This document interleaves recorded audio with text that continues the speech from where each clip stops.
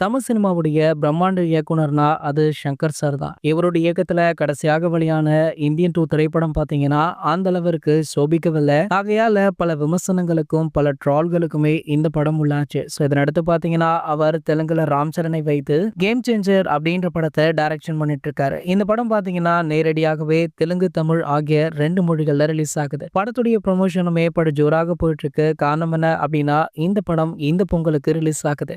தெலுங்குல பார்த்தீங்கன்னா ஒரு மிகப்பெரிய ஈவென்ட் நடந்திருக்கு. அந்த ஈவென்ட்ல சங்கர் அவர்கள் பேசியிருக்காரு. பேசியது மட்டும் இல்லாம அவருடைய அடுத்த ப்ராஜெக்ட்கான வேலைகளுமே தொடங்கப்பட்டிருக்காம்.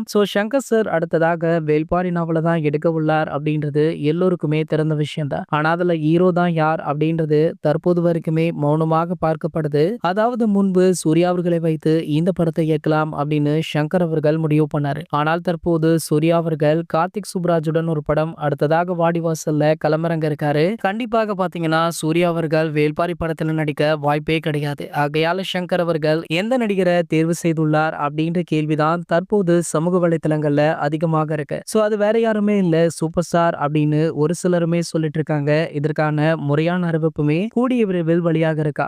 வேல்பாரி பாத்தீங்கன்னா 3 பாகங்களாக வெளியாக இருக்கு. கண்டிப்பாக படத்துடைய பட்ஜெட் 1000 கோடிகளுக்கு மேல இருக்கும் அப்படின்னு சினிமா நெருங்கிய வட்டாரங்கள்ல இருந்து தகவலுமே கிடைச்சிருக்கு. இது போன்ற ரஜினி சாரை பற்றி வெளியாகிற அனைத்து செய்திகளுமே நீங்கள் உடனே தெரிஞ்சுக்க நம்மளுடைய சினிமா குட்டா அப்படின்ற நம்ம சேனலை சப்ஸ்கிரைப் பண்ணிக்கோங்க.